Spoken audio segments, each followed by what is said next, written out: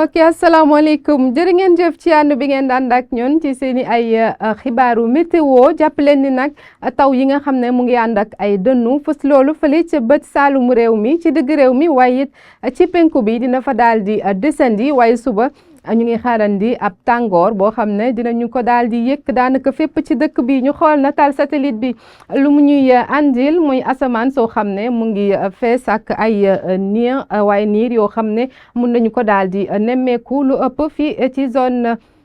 bi nga xamante ne moo di bët saalumu réew mi jëm ci fi nga xam ne moo di ci penku bi li nga xam ne nag moo di ngelawu alizé it ñu ngi gis ne ñu ngi dugg ndànk-ndànk ci biir dëkk bi ak it lii di ngelawu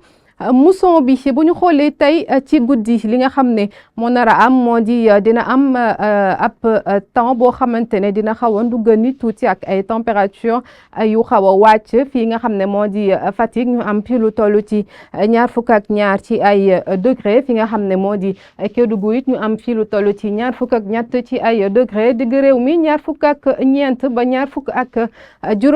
fi nga xam ne moo di zone Casamance bi nag 25 lañu fii daal di xaarandi ba tey 24 fële nga xam ne moo di Linguère waaye fii ci Ndakaaru nag dinañu fi xaarandi lu toll ci 26 lu ni melit mu am fële ca Podor ba tey ak it ca Matam température bi nga xam ne nag moo nar a gën a kawe ci guddi gi ñu ngi koy xaarandi fële nga xam ne moo di ca Saint-Louis li nga xam ne moo di taw yi nag dina ànd ak ay dënnu fii ci bët Saalum réew mi fii ci Ziguinchor Sédhiou ak it Kolda digg réew mi dinañu fa nemmeeku lu ni mel duñu bàyyi fi nga xam ne moo di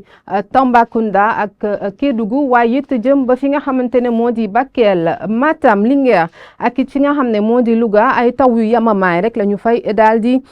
nemmeeku fi nga xam ne mooy li des nag ci réew mi nag dina am ay niir yoo xamante ne dina am solo loolu te sax mun naa andi ay taw waaye lu yam lay daal di doon suba yooyu le taw ak it yooyu le dënnu dina daal di wéyandi ba tey ji fi nga xam ne moo di zone Casamance bi ba tey ci digg réew mi nag fii ci Kaolack dinañu amit lu ni mel fële ca Tambacounda it jëm ba Kédougou it même situation la ñu fay daal di am fi nga xam ne nag moo di Diourbel Kaffrine ak it Bakel ay taw yu yamamaay la ñu fay daal di nemmeeku li des ci réew mi nag dinañu am li nga xamante ne moo di ay niir yoo xam ne dañuy daal di doxantu ba tax sax dina am tàngaay boo xam ne dinañu ko daal di nemmeeku daanaka ci réew mi yëpp ñu ngi xaarandi li nga xam ne moo di 32 fii ci Ndakaaru di xaar li nga xam ne moo di 34 fii ci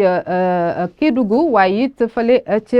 zone Casamance bi fii ci Sédhiou ak it ci Kolda digg réew mi dinañ fi xaarandi lu toll ci 34 ba tey 35 ba sax 35 ci ay température 34 ba tey